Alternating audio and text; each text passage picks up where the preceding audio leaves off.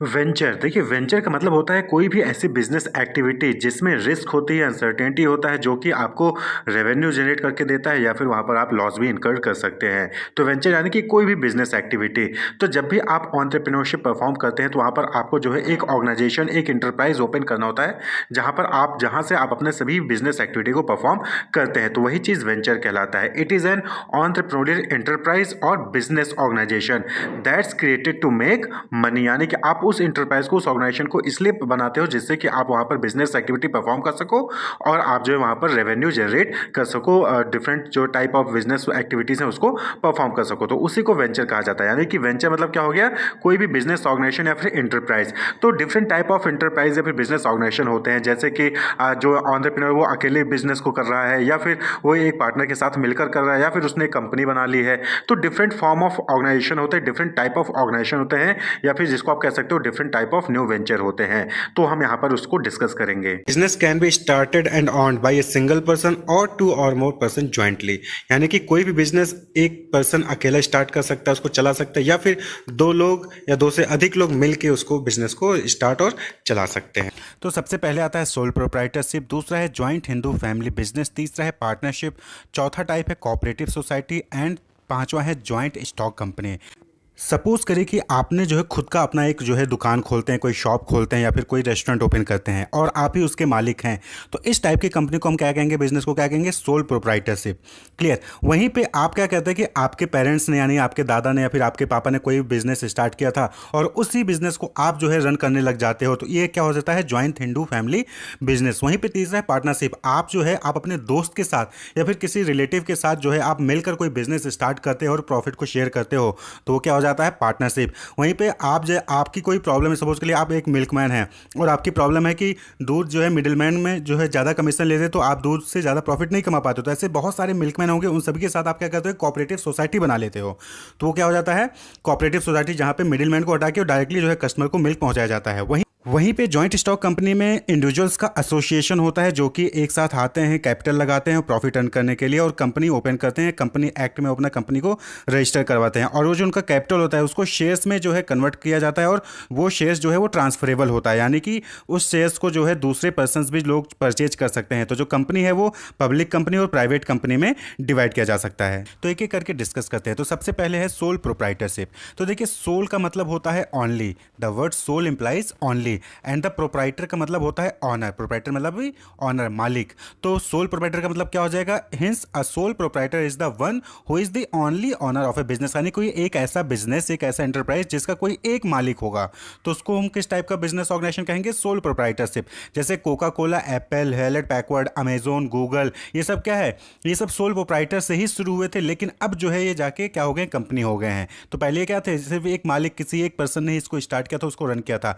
तो आप अपने मार्केट में बाहर निकलिए तो आप बहुत सारे ग्रोसरी आइटम्स देखेंगे, ग्रोसरी शॉप्स देखेंगे, किराना स्टोर देखेंगे, ठेले वाले देखेंगे, तो सब क्या है, अपने मालिक हैं, वो खुद ही उस दुकान के मालिक होते हैं और वो पूरा बिजनेस रन कर रहे होते हैं, जो भी प्रॉफिट आता है पूरा उनका होता है। तो इस टाइप के जो ऑर्गेनाइजेशन होते हैं जिसका कोई एक मालिक होता है और वही सारा कुछ मैनेज करता है, तो उसी को हम क्या कहते हैं, सोल प्रोप्राइटरशिप कहते हैं। तो a form of business organization which is owned, managed and controlled by an individual who is the recipient of all profit and the bearer of all risk, यानी कि उस बिजनेस को रन करने के लिए जो भी प्रॉफिट आएगा और जो भी खर्चा होगा, जो भी रिस्क होगा, वो सभी वो इंडिविजुअल ही जो है उसको मैनेज करेगा और उस बिजनेस को चलाएगा, उस बिजनेस को ऑन करेगा, उस बिजनेस को कंट्रोल करेगा। तो इस टाइप के बिजनेस को हम क्या कहते हैं, सोल प्रोप्राइटरशिप, जो कि आपके आसपास की दुकानों में तकरीबन यही होता है। तो जे.एल. हैंसन है, उन्होंने डिफाइन किया कि sole trader is a type of business unit where a person is solely responsible for providing the capital, for bearing the risk of the enterprise and for the management of business, यानी कि किसी भी particular business को run करने के लिए जो भी कैपिटल चाहिए होता है, जो भी रिस्क होता है उसको उठाने के लिए और जो भी मैनेजमेंट करना होता है, वो सब वो इंडिविजुअल खुद करता है। तो उस टाइप के बिजनेस को हम क्या कहते हैं, सोल प्रोप्राइटरशिप कहते हैं। क्लियर। तो नेक्स्ट है अब ज्वाइंट हिंदू फैमिली बिजनेस। तो नाम से ही क्लियर है, हिंदू फैमिली बिजनेस। यहाँ पे क्या होता है, कि जो फैमिली बिजनेस होता है उससे रिलेटेड यहाँ पे बात की जा रही है। तो ये जो है सिर्फ इंडिया में ही मिलता है। One of the oldest form of business organisation है कंट्री में। और इसमें क्या होता है, refers to a form of organisation wherein the business is owned and carried on by the member of the Hindu undivided family, यानी HUF। तो जैसे हल्दीराम का एग्जांपल देखिए, तो क्या है, जॉइंट हिंदू फैमिली बिजनेस ही था। तो हल्दीराम के जो परिवार वाले थे वही उस बिजनेस को रन करते चले आ रहे हैं आगे। तो ये सब क्या थे, जॉइंट हिंदू फैमिली बिजनेस ही थे। तो जॉइंट हिंदू फैमिली बिजनेस कहने का मतलब यहाँ पे क्या हो गया कि जो परिवार का, जैसे कि आज आपने कोई बिजनेस रन किया, फिर आपका जो बच्चा होगा, जो आपकी नेक्स्ट जनरेशन होगी, वो उस बिजनेस को रन करेगी, फिर उनकी जो नेक्स्ट जनरेशन होगी वो उस बिजनेस को रन करेंगे। तो इसको कहते हैं जॉइंट हिंदू फैमिली बिजनेस। तो ये हिंदू लॉ द्वारा गवर्न किया जाता है। और the basis of membership in the business is birth in a particular family and 3 successive generation can be member in the business. यानी कि आपने कोई किसी फैमिली का कोई बिजनेस चल रहा है, तो उस फैमिली में जो भी बच्चा जन्म लेगा, वो उस जो बच्चा है वो उस पर्टिकुलर बिजनेस का मेंबर बन जाएगा। और 3 जनरेशन तक यहाँ पे जो है उसके मेंबर्स हो सकते हैं। तो business is controlled by the head of family and who is the eldest member. तो जो बिजनेस है वो कौन चलाता है, जो उस परिवार का मुखिया होगा, जो उस परिवार का जो एल्डेस्ट मेंबर होगा, वो उस बिजनेस को रन करेगा और उसको क्या कहते हैं, कर्ता।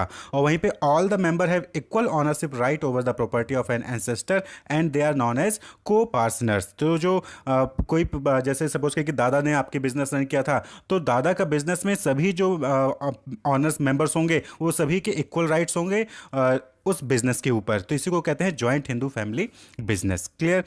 नेक्स्ट है पार्टनरशिप। आपको पार्टनरशिप का नाम ही से क्लियर हो रहा होगा, टर्म से क्लियर होगा कि पार्टनरशिप का मतलब क्या हो गया, जहां पे 2 या 2 से अधिक लोग एक साथ मिलकर कोई बिजनेस रन कर रहे होते हैं, उसको कहते हैं partnership. The Indian Partnership Act 1932 define करता है पार्टनरशिप को, क्या, the relationship between persons who have agreed to share the profit of the business carried on by all or any one of them acting for all. तो यहाँ पे क्या होता है कि 2 या 2 से अधिक लोग मिलकर आते हैं, कोई बिजनेस चलाते हैं। अब वो जो 2 से अधिक लोग हैं, या तो सभी लोग काम कर रहे होंगे बिजनेस को रन करने के लिए, या फिर कोई एक काम करेगा बाकी सबको रिप्रेजेंट करते हुए। तो इस टाइप के फर्म को हम क्या कहते हैं, पार्टनरशिप कहते हैं। तो जैसे कि Kashyap Bisht and associate, Amit and associates, तो ये क्या है, ये सब पार्टनरशिप फर्म्स होती हैं जहां पे 2 या 2 से अधिक लोग आते हैं, उस ऑर्गेनाइजेशन को रन करते हैं और उससे जो भी प्रॉफिट आता है उसको आपस में शेयर करते हैं। तो that is partnership. Partnership is the relation which subsist between persons who have agreed to combine their property, labor or skill in some business and to share the profit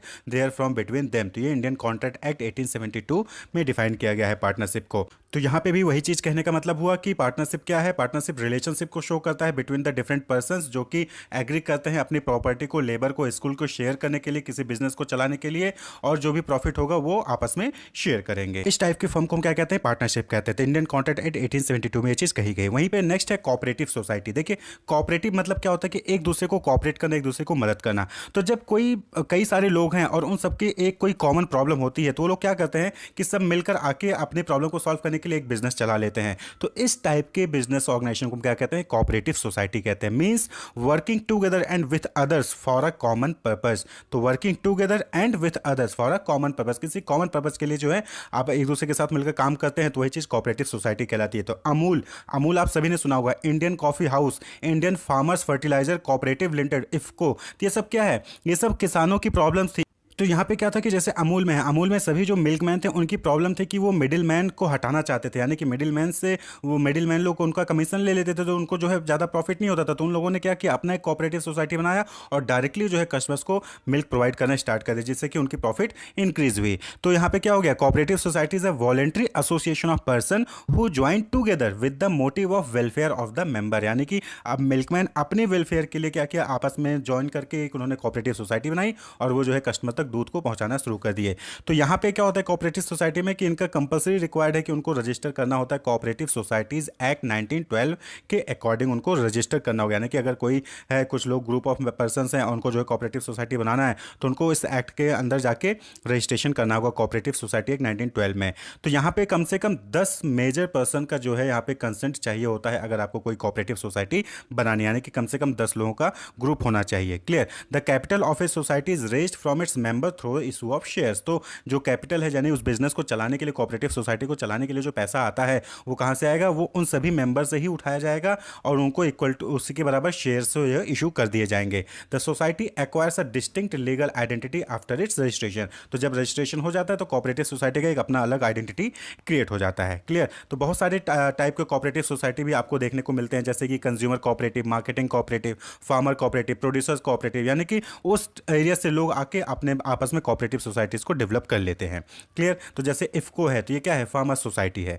next है जो है type of business organisation में, that is joint stock company. तो एक company क्या है, is an association of persons formed for carrying out business activities and has a legal status independent of its members. तो company क्या है, company भी जो है एसोसिएशन ऑफ पर्संस होता है जो कि किसी बिजनेस को रन करने के लिए बनाया गया होता है। ठीक है। और इसका खुद का लीगल स्टेटस होता है और मेंबर से अलग होता है, यानी कि वो मेंबर्स जिन्होंने उस कंपनी को बनाया है उनसे अलग लीगल स्टेटस होता है जॉइंट स्टॉक कंपनी का। The company form of organisation is govern by the companies act 2013। तो जो भी जॉइंट स्टॉक कंपनीज होंगी वो कंपनीज एक्ट 2013 के अकॉर्डिंग जो है गवर्न की जाती हैं। और as per section 2 subsection 20 of act 2013 यानी कि कंपनी एक्ट 2013, एक company means company incorporated under this act or any other previous company law. यानी कि इससे पहले जो भी प्रीवियस कंपनी लॉ रहे होंगे या फिर जो कंपनी एक्ट 2013 के अंदर कोई कंपनी अगर रजिस्टर होती है तो उसको क्या माना जाएगा, उसको कंपनी माना जाएगा। तो कंपनी को क्या कह सकते हैं आप सिंपल टर्म में, a company can be described as an artificial person having a separate legal entity, perpetual succession and a common seal.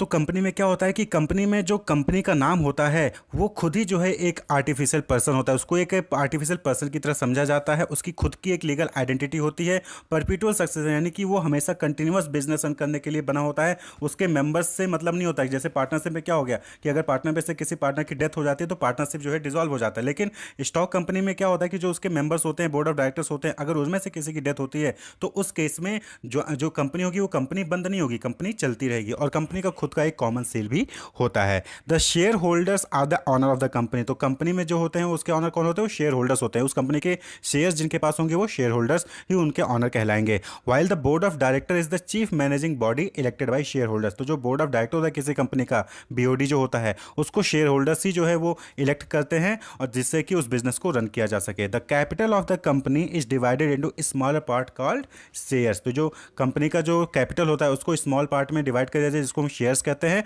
और वही शेयर्स जो है वो फ्रीली ट्रांसफर होता है एक शेयर होल्डर से दूसरे शेयर होल्डर के पास। तो जो आप देखते हो ना निफ्टी, सेंसेक्स, जो स्टॉक एक्सचेंज देखते हो, स्टॉक मार्केट, तो वहाँ पे यही कंपनी के शेयर्स ही होते हैं जो एक दूसरे से लोग खरीदते रहते हैं, परचेज करते रहते हैं।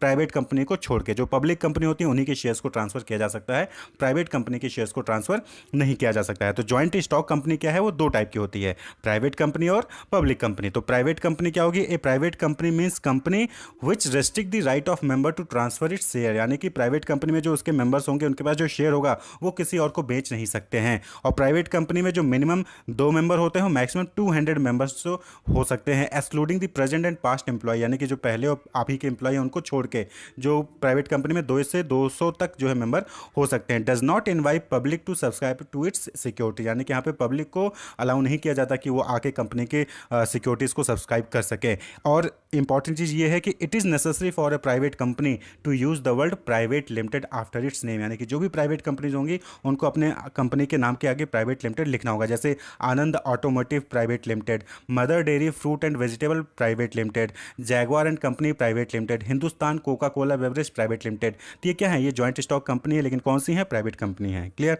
वहीं पे दूसरा है पब्लिक कंपनी। तो पब्लिक कंपनी क्या हो गया, a public company means a company which has a minimum 7 member and no limit on maximum number. तो पब्लिक कंपनी में कम से कम 7 होंगे और मैक्सिमम पे कोई लिमिट नहीं है। Has no restriction on transfer of securities. यानी कि यहाँ पे जो सिक्योरिटीज होते हैं, जो शेयर्स होते हैं, उनको आसानी से ट्रांसफर किया जा सकता है क्योंकि यहाँ पे जो शेयर्स होते हैं लोग एक दूसरे से परचेज कर सकते हैं स्टॉक एक्सचेंज पे जाकर। And next is it is not prohibited from inviting the public to subscribe its securities. यहाँ पे पब्लिक के लिए अवेलेबल होता है कंपनी की सिक्योरिटीज़। यानी कि जो कंपनी की सिक्योरिटीज़ हैं, जो शेयर्स हैं, वो पब्लिक के लिए अवेलेबल है, वो आके जो है परचेज कर सकते हैं।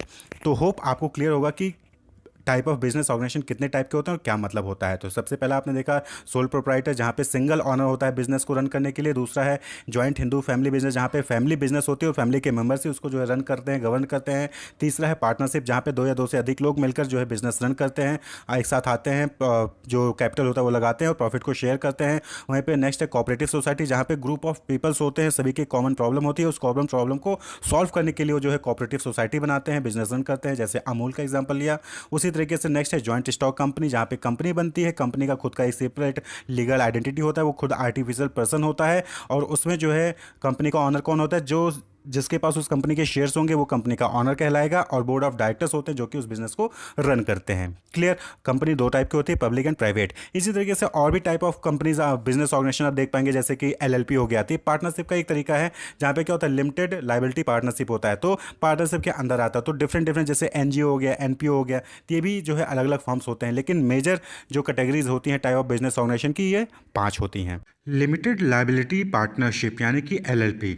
देखिए पार्टनरशिप क्या होता है। पार्टनरशिप यानी कि जब दो या दो से अधिक पर्सन मिलकर एक साथ कोई बिजनेस स्टार्ट करते हैं, उसमें जो भी बिजनेस है की एक्टिविटीज़ होती हैं उसको परफॉर्म करते हैं, प्रॉफिट जो होता है उसको शेयर करते हैं, लॉस होगा तो उसको शेयर करेंगे, तो उसी को हम पार्टनरशिप कहते हैं। Partnership means a partnership is an arrangement between two और more people to oversee business operations and share its profit and liabilities. यानी कि उस बिजनेस की जो भी लायबिलिटीज़ होंगी, जो भी डेब्ट्स होंगी, जो भी प्रॉफिट्स होंगे वो शेयर करेंगे, बिजनेस ऑपरेशंस को परफॉर्म करेंगे, तो उसी को हम क्या कहते हैं, पार्टनरशिप। तो दो या दो से अधिक लोग मिलकर जब कोई बिजनेस कर रहे हैं, उसमें जो भी लॉस हो रहा है, जो भी प्रॉफिट हो रहा है, जो भी लायबिलिटीज उसको शेयर कर रहे हैं, तो दैट इज पार्टनरशिप। तो नॉर्मल जो जनरल पार्टनरशिप होता है उसमें क्या होता है कि वहाँ पे ज्वाइंट एंड सेपरेट लायबिलिटी होती है for all the debts and obligation. यानी कि उस बिजनेस ऑर्गेनाइजेशन में जो भी डेब्ट्स होंगी, जो भी ऑब्लिगेशंस होगी, उसकी ज्वाइंट रिस्पॉन्सिबिलिटी होगी।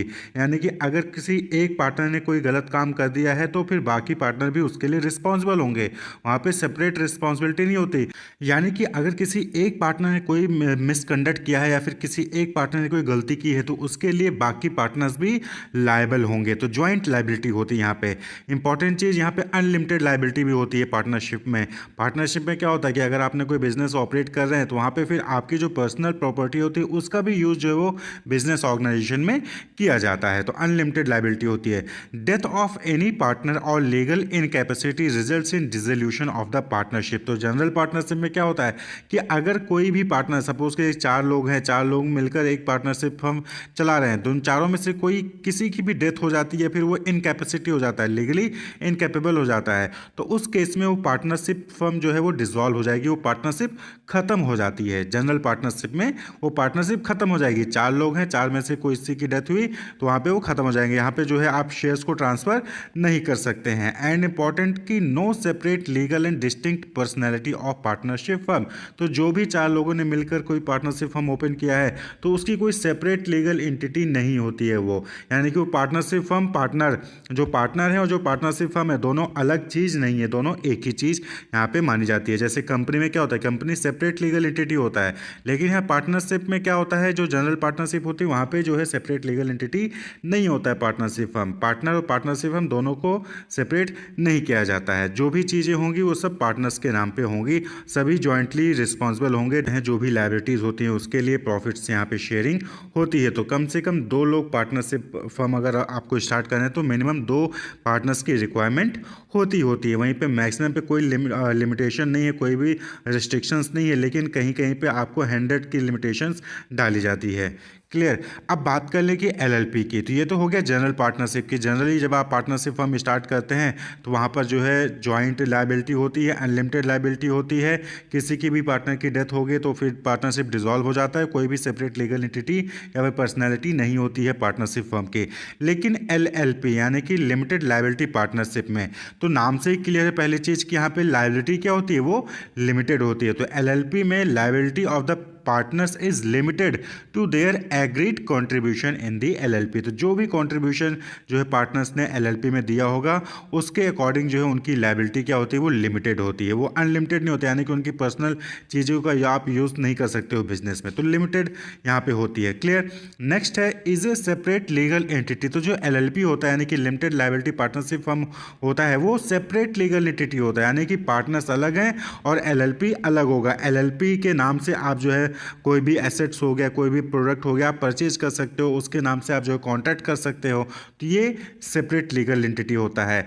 It can continue its existence irrespective of changes in partners. यहाँ पे इंपॉर्टेंट चीज़ क्या होगी कि यहाँ पे अगर किसी पार्टनर की डेथ हो जाती है या फिर कोई पार्टनर छोड़ के चला जाता है तो उस केस में भी जो है यहाँ पे ये एलएलपी कंटिन्यू करेगी अपना बिजनेस, ये नहीं कि एलएलपी जो है खत्म हो जाएगी।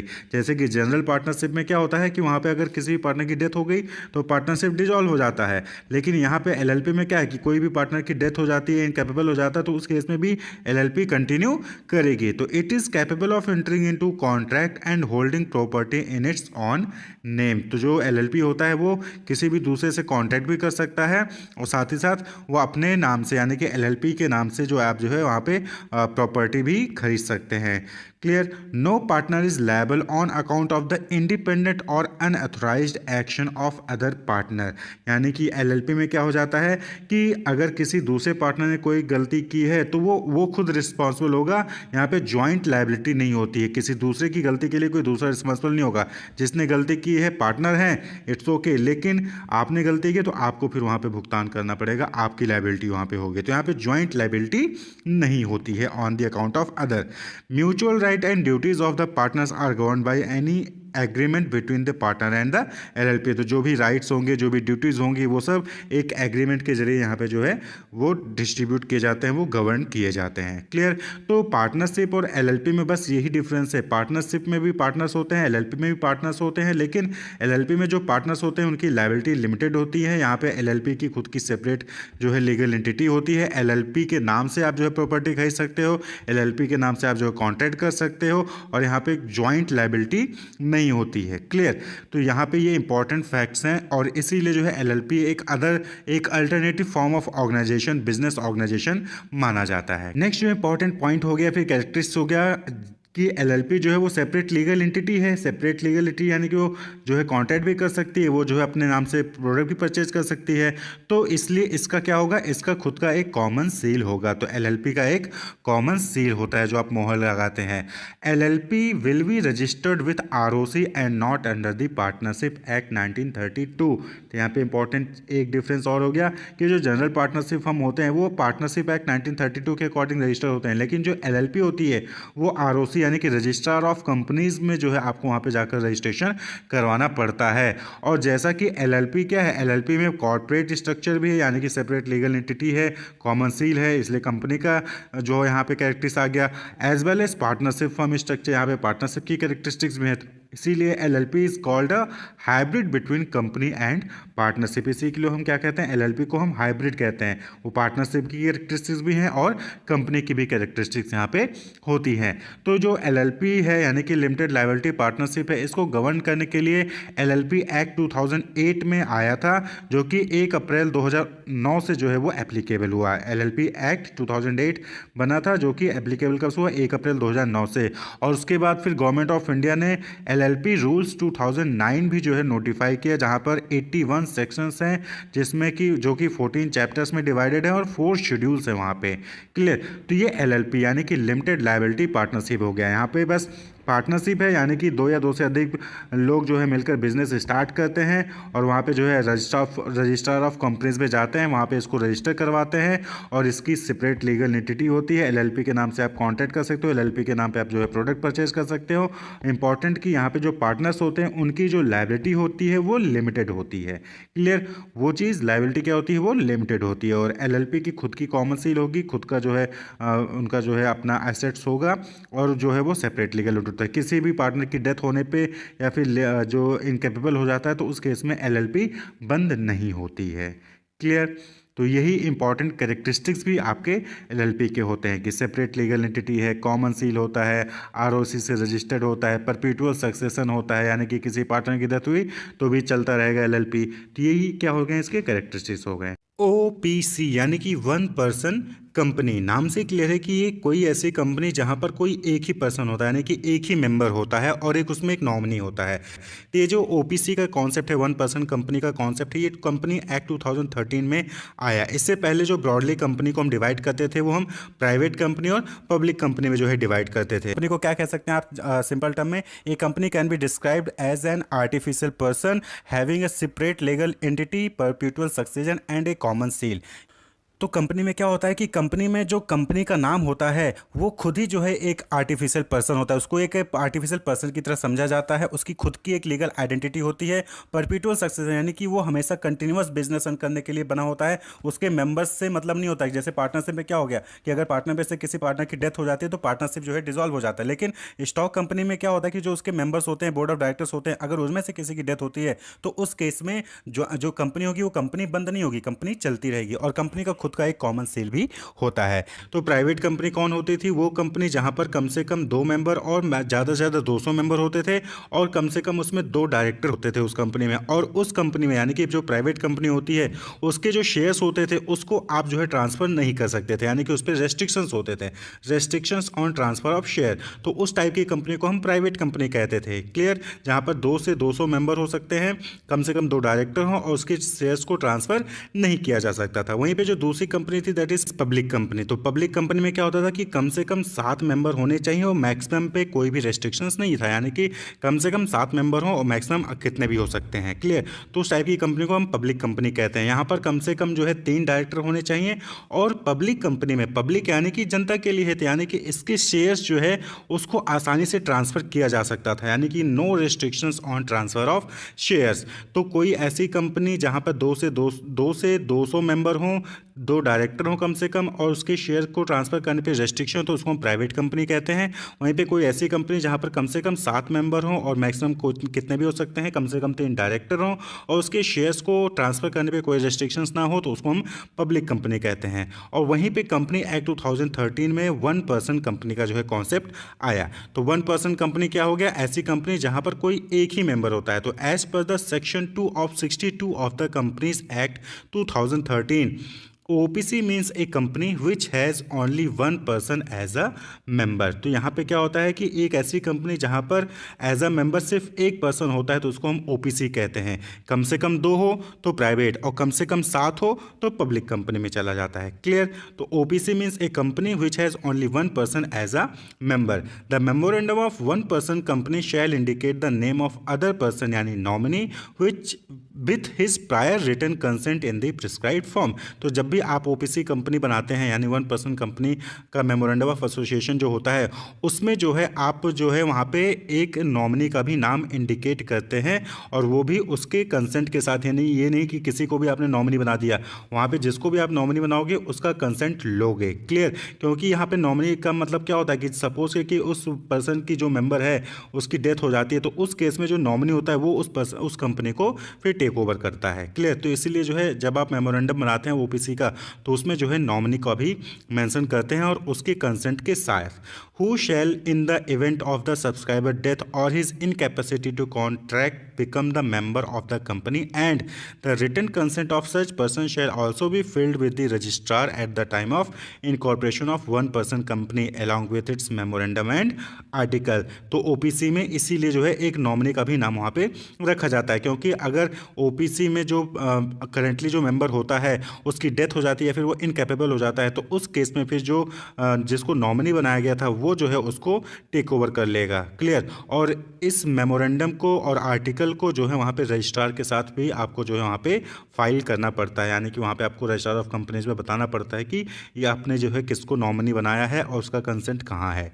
क्लियर, तो ये OPC में इंपॉर्टेंट पॉइंट हो गया। नेक्स्ट जो OPC में इंपॉर्टेंट है that is only a natural person who is an Indian citizen whether residence in India or otherwise can be a OPC, यानी कि कोई भी इंडियन रेजिडेंस ही जो है, इंडियन सिटीजन जो है वही 1 पर्सन कंपनी ओपन कर सकता है।